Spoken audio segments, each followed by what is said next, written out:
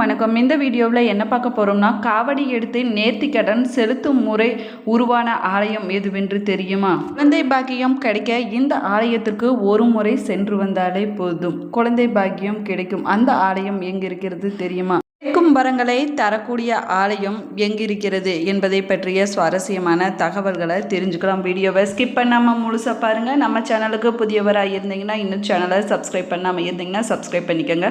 கூடவே இருக்கிற பெல் ஐக்கானையும் கிளிக் பண்ணிக்கோங்க. வாங்க வீடியோக்குள்ளே போகலாம். முருகப்பெருமான் பிடிக்கும் அப்படின்னா கந்தன் பாதம் கனவிலும் காக்கும் என்ற வாசகத்தை மறக்காமல் கமெண்ட் பாக்ஸில் கமெண்ட் பண்ணுங்கள். கடவுளான முருகப்பெருமானின் அறுபடை வீடுகளில் இரண்டாம் படை வீடாக திகழ்வது பழனிமலை என்றும் சொல்லலாம். பழனி ஊருக்குள் அமைந்துள்ள திரு அவினன்குடி என்பதுதான் உண்மையான படை வீடு என்றும் சொல்லப்படுகிறது. இருந்தாலும் பழனிமலை மீது அமைந்துள்ள தண்டாயுதபாணி கோவிலை பக்தர்கள் படை வீடாக கருதி வழிபட்டு வருகிறார்கள் என்றும் சொல்லப்படுகிறது. பழனி சென்று முழு பலனையும் பெற வேண்டும் என்று நினைக்கக்கூடியவர்கள் முதலில் ஊருக்குள் சென்று அங்கிருக்கக்கூடிய திரு அவினன்குடி தலத்திற்கும் அருகில் உள்ள இடும்பன் மலைக்கும் சென்று வழிபட்ட பிறகே பழனி மலை மீது இருக்கக்கூடிய தண்டாயுதபாணியை தரிசனம் செய்ய வேண்டும் என்றும் சொல்லலாம். முருகனின் அறுபடை வீடுகளில் பக்தர்கள் அதிக அளவில் நாள்தோறும் வந்து செல்லக்கூடிய திருத்தலமாக விளங்குவது பழனி என்றும் சொல்லலாம். அதில் சித்தர்கள் பலரும் வாழும் மலை என்றும் சொல்லப்படுகிறது. சிவ பக்தர்களுக்கு திருவண்ணாமலை எப்படியோ அதே போல முருக பக்தர்களுக்கு பழனிமலை என்றும் சொல்லலாம்.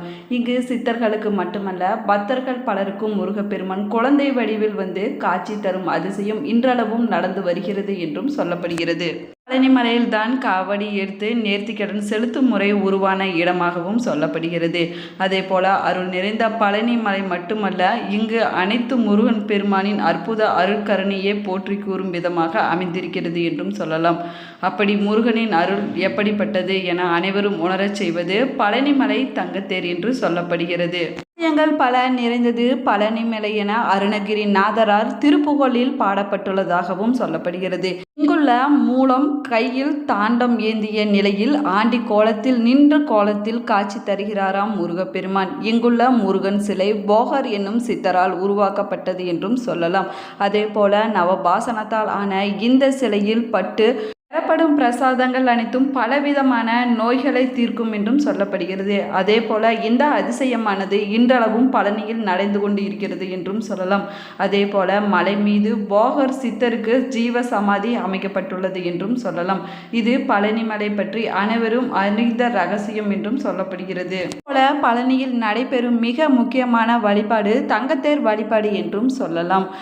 முதலில் பழனிமலை கோவிலில்தான் தங்க ரதம் அமைக்கப்பட்டதாகவும் சொல்லப்படுகிறது. அதற்கு பிறகுதான் திருச்செந்தூர், திருத்தணி உள்ளிட்ட மற்ற முருகன் கோவில்களிலும் தங்கத்தேர் அமைக்கப்பட்டுள்ளதாகவும் சொல்லலாம். இந்த ஆலயங்களில் தங்கத்தேர் பவனி உற்சவமும் நடத்தப்படுகிறது என்றும் சொல்லலாம். அதே போல முருகனை மனதார நம்பி வழிபடும் பக்தர்களுக்கு முருகப்பெருமான் எப்படி அருள் செய்வர் என்பதற்கு மிகப்பெரிய சாட்சியாக இன்றும் இருப்பது தங்கத்தேர் என்று சொல்லலாம். அது மட்டுமில்லாமல் பழனிமலையில் சாதுசாமி என்று ஒருவர் இருந்து வந்தாராம். அவர் தினமும் மலை மீது ஏறி சென்றுவிட்டு முருகப்பெருமானை தரிசனம் செய்த பிறகு கண்ணீர் விட்டு அழுது வருவாராம். ஏன் அழுகிறார் என்று கேட்டால், இனி மீண்டும் முருகப்பெருமானை நாளை தானே தரிசனம் செய்ய முடியும், அதுவரை நான் முருகப்பெருமானை பிரிந்து இருக்க வேண்டுமே என்று அழுவாராம். அந்த அளவிற்கு தீவிர முருக பக்தராக இருந்த அவரை பெரும் செல்வந்தரான முருகேச முதலியார் என்பவர் வந்து தரிசித்தார் என்றும் சொல்லப்படுகிறது. முதலியார் பழனிமலை கோவிலின் நிர்வாகியாக இருந்தாராம். சாது சாமியிடம் சென்று, சாமி, என்னிடம் அளவில்லாமல் செல்வம் இருக்கிறது, ஆனால் பல காலமாக எனக்கு குழந்தை இல்லை என்று கூறினாராம். என்னுடைய குறை போக நான் என்ன செய்ய வேண்டும், அதற்கு வழி என்ன சொல்லுங்கள் என்று சாது சாமியிடம் முருகேச முதலியார் கேட்டார் என்றும் சொல்லலாம்.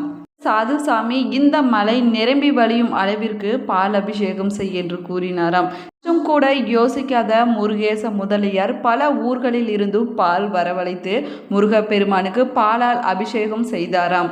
அந்த அபிஷேக பால் வழிந்து மலையை நினைக்கிற அளவிற்கு அபிஷேகம் செய்தார் என்றும் சொல்லலாம். மலையில் வழிந்து ஓடும் அளவிற்கு அபிஷேகம் செய்தாராம். சிறிது நாட்களிலேயே முருகேச முதலியாருக்கு 2 ஆண் குழந்தைகள் பிறந்ததாகவும் சொல்லப்படுகிறது. இரட்டை குழந்தைகள் பிறந்த சந்தோஷத்தில் முருகேச முதலியார் உணர்ச்சி பெருக்கில் பழனிமலைக்கு ஓடி வந்து சாது சாமியின் காலில் விழுந்தாராம். சாமி, நான் ஒன்று கேட்டேன், ஆனால் எனக்கு முருகன் 2ஆக கொடுத்து விட்டார் என்று சொன்னாராம். முருகப்பெருமானுக்கு ஏதாவது செய்ய விரும்புகிறேன், நான் என்ன செய்ய வேண்டும் சொல்லுங்கள் என்று முருகேச முதலியார் சாது சாமியிடம் கேட்டாராம்.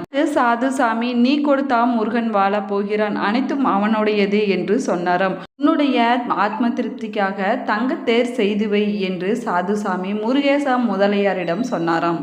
முருகேச முதலியாரும் தங்கத்தேர் செய்து வந்து கோவிலுக்கு காணிக்கையாக கொடுத்தார் என்றும் சொல்லலாம். அவர் அன்று காணிக்கையாக அளித்த தங்கத்தேர் தான் இன்றும் பழனி மலையில் பவனி வருகிறது என்றும் சொல்லப்படுகிறது.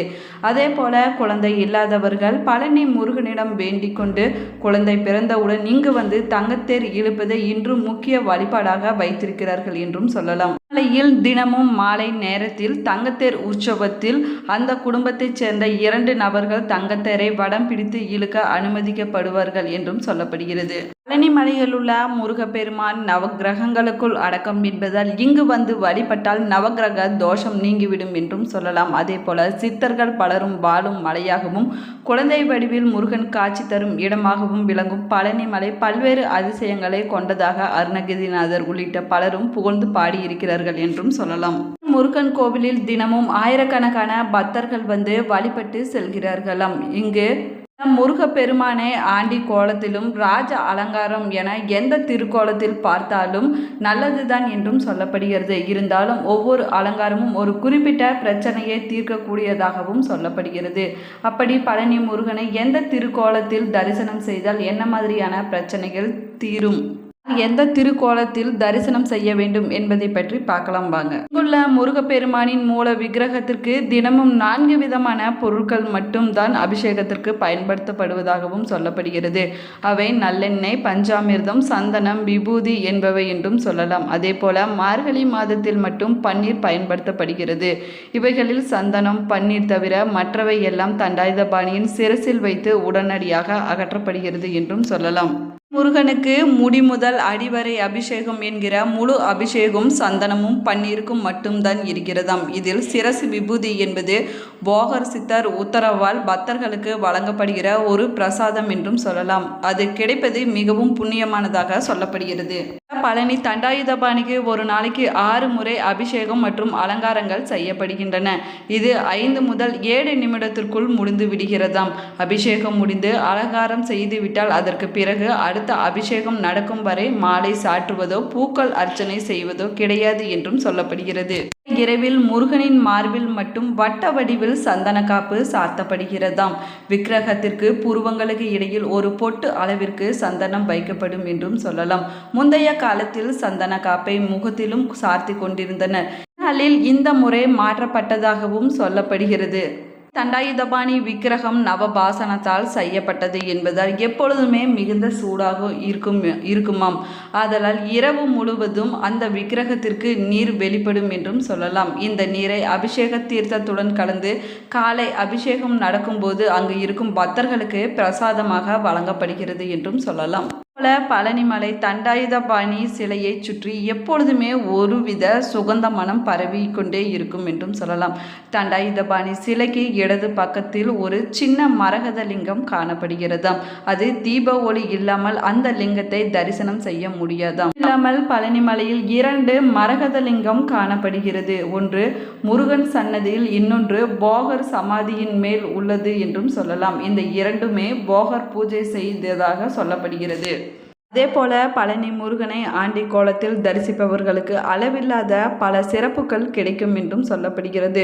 முற்றும் துறந்த தவநிலை, அதாவது அலங்காரம் இல்லாமல் ஆண்டி கோலத்தில் பார்க்கும்போது நமக்கு ஒரு மெய்ஞானம் உண்டாகும் என்றும் சொல்லலாம். முற்றும் துறந்தவர்கள் குடும்பத்தில் பல நிலைகளை கடந்து வந்தவர்கள். இவர்கள் எல்லாம் இந்த ஆண்டி கோலத்தில் முருக பெருமானை தரிசனம் செய்வது ரொம்பவே நல்லதாகும். வழக்குகள் எல்லாம் வெற்றி கிடைக்க, தீராத நோய்கள் எல்லாம் தீர அலங்காரம் இல்லாத முருகனை தரிசனம் செய்வது ரொம்பவே நல்லதாகும். அதே போல மனக்குழப்பம் அடைந்திருக்கக்கூடியவர்கள் ஆண்டி கோலத்தில் இருக்கக்கூடிய முருகப்பெருமானை வழிபடுவது ரொம்பவே நல்லதாகும். அவர்களுக்கு மனநிலையில் மாற்றங்கள் ஏற்படுகிறது என்றும் சொல்லலாம். பேச இயலாதவர்கள், குறைபாடு உள்ளவர்கள், மன எழுச்சி, மன உளைச்சல் உள்ளவர்கள், இவர்கள் எல்லாம் ஆண்டி கோலத்தில் இருக்கக்கூடிய முருகப்பெருமானை தரிசனம் செய்வதன் மூலம் ஒரு சாத்வீகம், சமத்துவம் அவர்கள் மனதிற்குள் பாயும் என்றும் சொல்லப்படுகிறது. விற்பது, வாங்குவது, கட்டுவது, கட்டிய பின் கிரக பிரவேசம் செய்வதற்கு சாமி கும்பிட போகிறோம் என இது போன்ற நிகழ்ச்சிக்கெல்லாம் ராஜ அலங்கார கோலத்தில் இருக்கக்கூடிய முருகப்பெருமானை தரிசனம் செய்யலாம். இந்த பதிவு நீங்கள் பயன்பெறும் வகையில் அமைஞ்சிருக்கும் என்று நினைக்கிறேன். இந்த பதிவு உங்களுக்கு பிடிச்சிருந்தால் லைக் பண்ணுங்கள், ஷேர் பண்ணுங்கள், கமெண்ட் பண்ணுங்கள். இன்னும் சேனலை சப்ஸ்கிரைப் பண்ணாமல் இருந்தீங்கன்னா சப்ஸ்கிரைப் பண்ணிக்கோங்க. தேங்க்யூ.